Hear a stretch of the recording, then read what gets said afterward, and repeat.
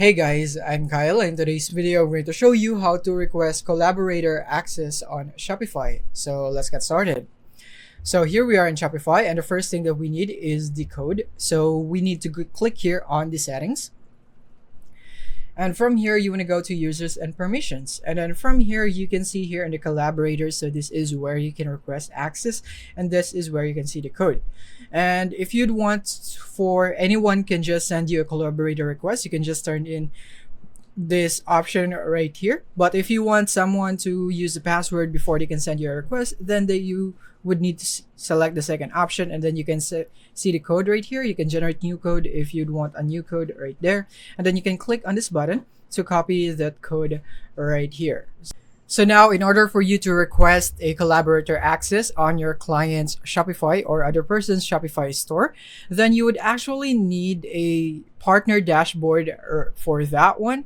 So in order for you to use the partner dashboard, you would need to have a partner account right here. So it's the best place to keep sync with the apps and so on right here. So you can create a partner account and log into your Shopify partner dashboard by going here to shopify.com/partner. So you would actually need to do that, but you can also ask your client or that other person to just add you as a staff. So you can that person can just go here and click here on add staff, and then from here they can just include you right here, your first name and then your last name and then your email, and then they can set your permissions here on what you can do on their store. So you can go for orders, you can go for draft orders and so on right here.